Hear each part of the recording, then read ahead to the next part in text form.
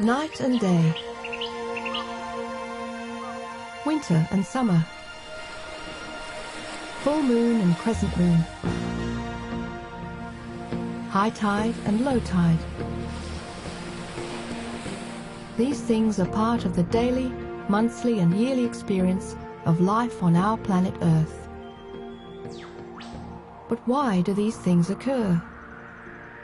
In this program, we'll examine the reasons for night, day and international time zones, as well as our planet's seasons, tides and moon phases, as we take a look at our Earth in motion.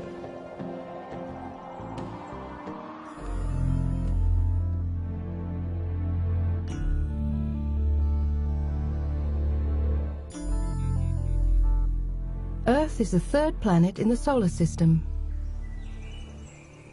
It is the only place in the universe known to support life.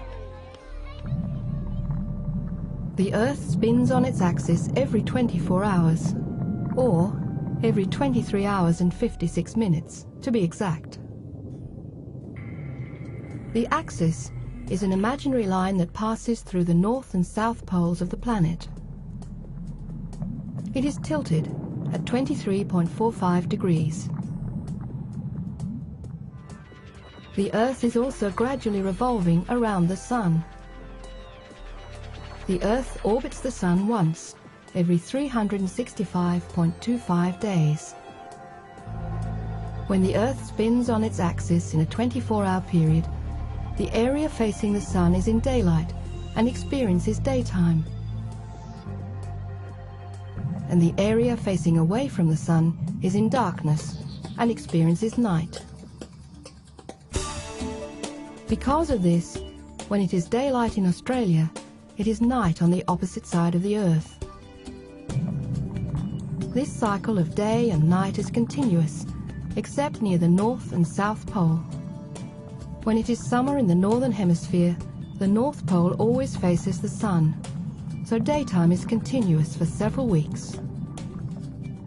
At the same time, the South Pole faces away from the Sun, so it is in continuous night. If seen from space above the North Pole, the Earth appears to spin anti-clockwise. Because it spins in this direction, the east coast of Australia will always see the Sun before the west coast. That is why we say that the Sun rises in the east and sets in the west.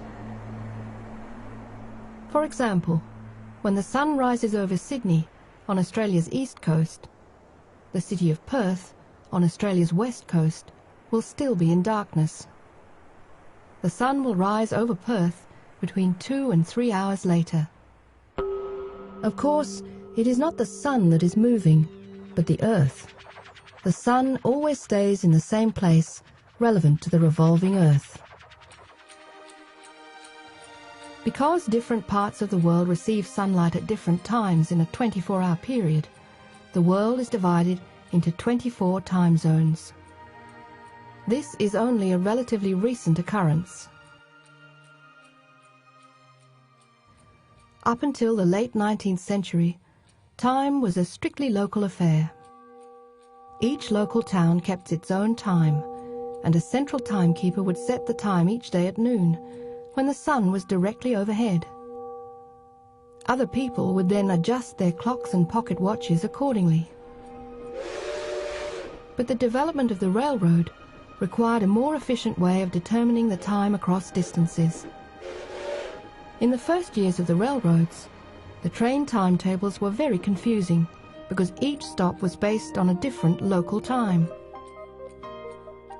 And so, in 1878, a Canadian, Sir Sandford Fleming, proposed a system of worldwide time zones.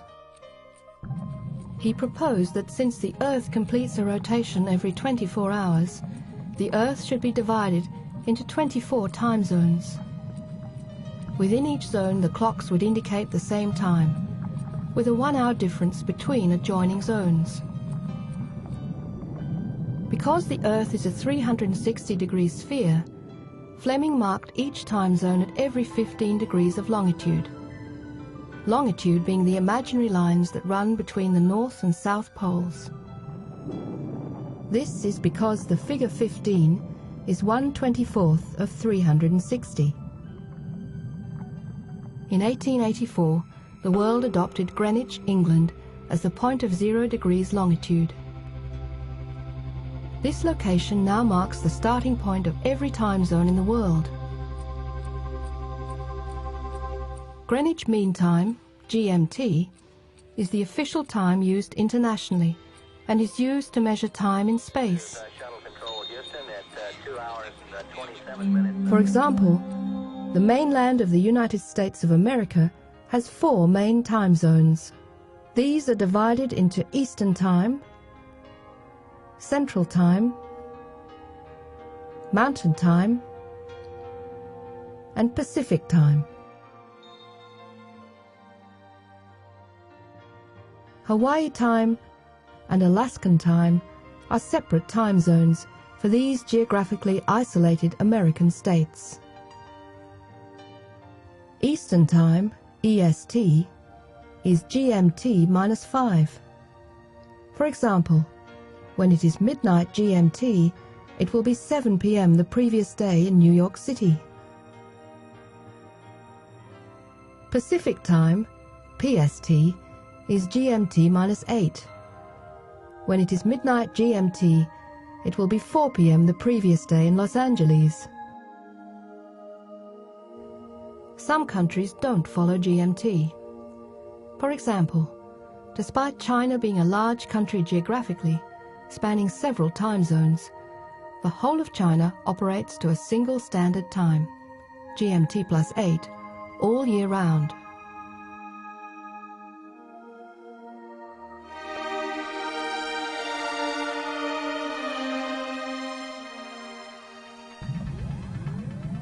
The Earth's axis is tilted at about 23 degrees to the vertical.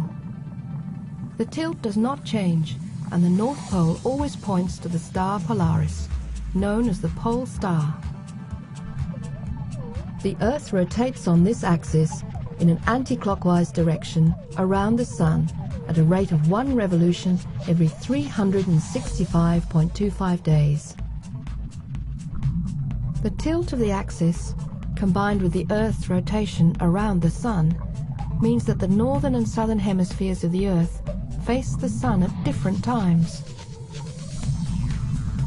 When the northern hemisphere, that is, the section of the Earth above the equator, is pointing towards the Sun, the southern hemisphere is pointing away. This explains why the northern and southern hemispheres have opposing seasons. For example, in December, the South Pole and the Earth's southern hemisphere are pointed towards the Sun.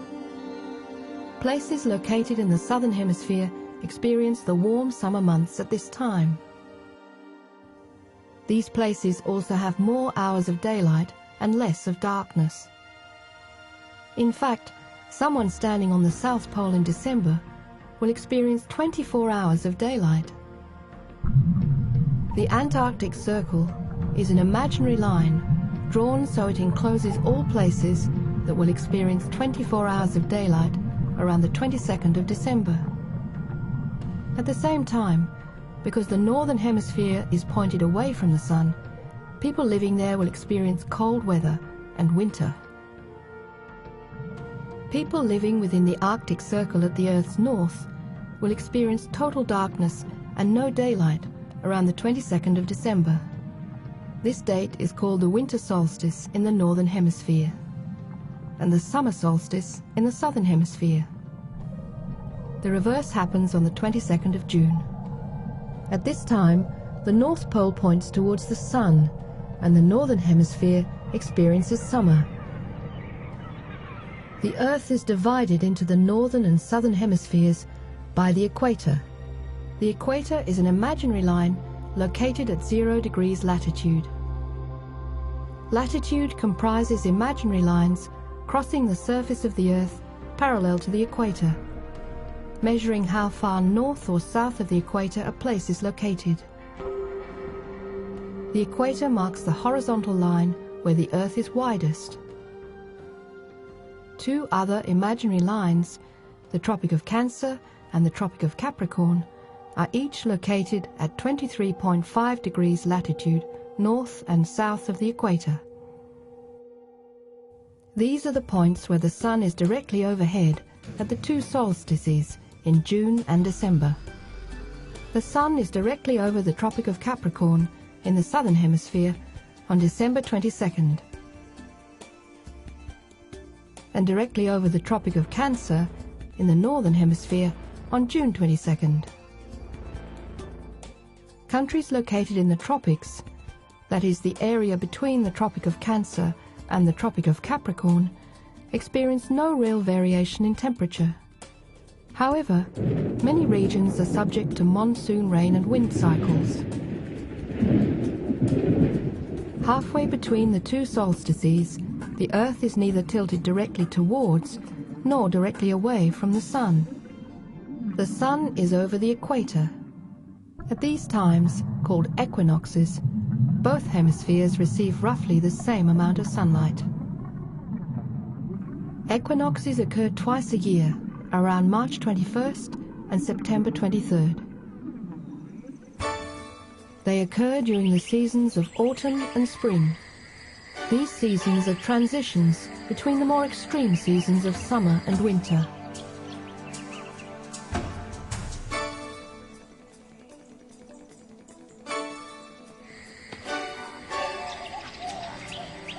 On some nights, the moon appears very bright in the sky. On these nights, it often appears as though we can see by moonlight. But in actual fact, the moon gives out no light of its own. The reason we see the moon from Earth is because of the Sun. Sunlight that falls on the moon is reflected back to Earth. In other words, we see the part of the moon that the Sun shines on. So why do we see different parts of the moon at different times of the month? And why is it that sometimes we cannot see the moon at all? The answer lies in the moon's orbit around the Earth. The moon's orbit of the Earth takes about 29 days to complete. When we look at the moon over a period of a week, the moon appears to change shape. These shapes are called the phases of the moon. During a full moon, the moon is on the opposite side of the Earth to where the Sun is. The side of the moon that we see is the same side facing the Sun. Because we can see the whole face of the moon lit up, we say the moon is full. When the moon is on the same side of the Earth as the Sun, the moon is between the Earth and the Sun. People standing on the Earth and looking at the moon will not be able to see it, because they are looking at the dark side of the moon. At this stage in the moon's orbit, it is the other side of the moon that faces and is lit up by the Sun. This phase of the moon is known as the new moon. As the moon revolves around the Earth and changes its location with respect to the Sun, we are able to see more of it. About 7 days after the new moon, the moon will have moved to a position that is at right angles to the Sun. At this time, people on Earth will be able to see half of the illuminated side of the moon and half the dark side, or a quarter of the total surface of the moon. This is called the first quarter moon. As the month progresses, people on Earth can see more and more of the illuminated side of the moon, so that it appears to get bigger. This is called the waxing moon. 14 days after the new moon, we see a full moon again. After the full moon, we see less of the illuminated half, and so the moon appears to get smaller again. This is called the waning moon. When the moon appears smaller than a quarter, it's known as a crescent moon. When the moon appears larger than a quarter, it's known as gibbous. For example, a person looking at a waxing crescent would see only a small piece of the moon that is reflecting sunlight. The next day, the piece would be bigger. A person looking at a waning crescent would also see a small piece of the moon, but the next day, the small piece would be even smaller. One way to tell if a crescent moon is waxing or waning is to look at its shape. If the crescent moon has formed a C shape, it is a waning moon.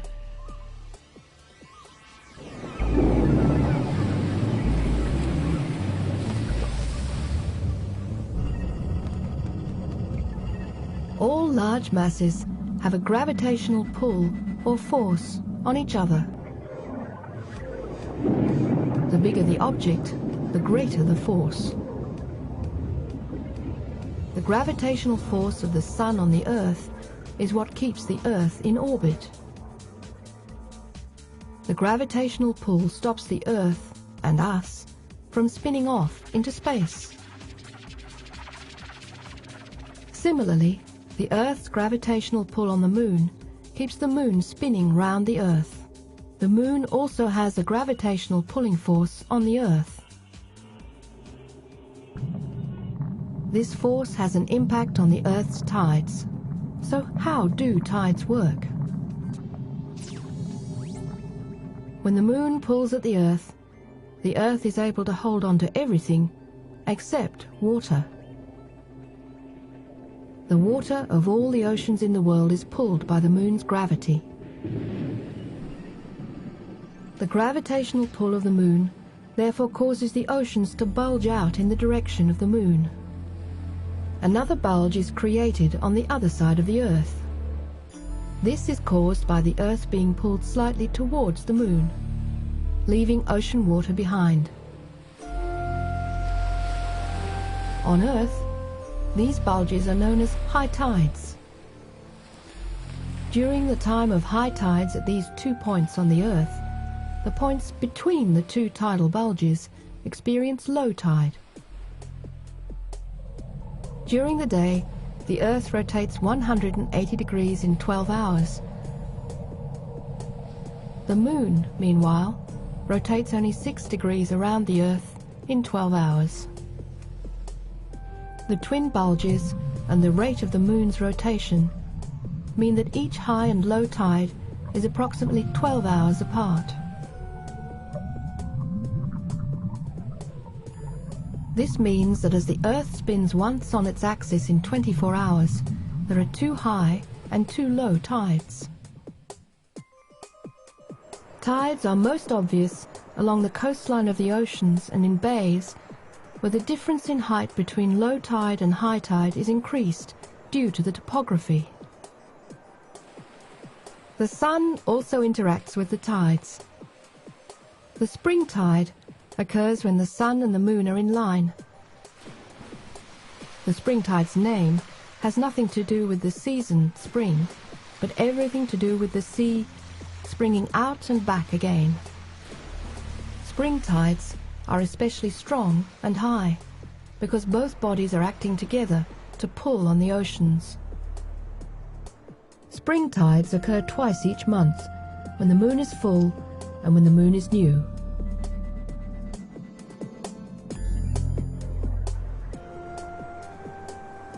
In contrast, the neap tide is an especially weak tide.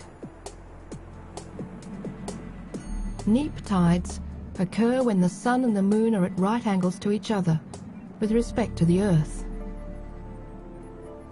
The Proxygian spring tide is a rare, unusually high tide, occurring approximately once every 1.5 years. As the Moon's orbit around the Earth is elliptical, or oval in shape, with the Earth slightly off-center, the Moon's relative distance from the Earth is not constant. The Proxygian spring tide occurs when the Sun and Moon are at their closest points to the Earth, known as the proxygy. They exert a greater gravitational influence and produce greater tidal ranges. When the Sun and Moon are at their furthest points from the Earth, known as apogee, tidal ranges are smaller. Although we don't notice it, the Earth is in constant motion, spinning on its axis as it moves through space. Because of this movement, and the angle of the Earth's tilt, we experience day and night, and seasons such as summer and winter. Similarly, the movement of the Moon around the Earth gives us the monthly phases of the Moon and contributes to the tidal changes that happen every day. So our experiences on Earth depend on movement. Without this movement, the view from Earth would be very different. Indeed, it may not even exist at all.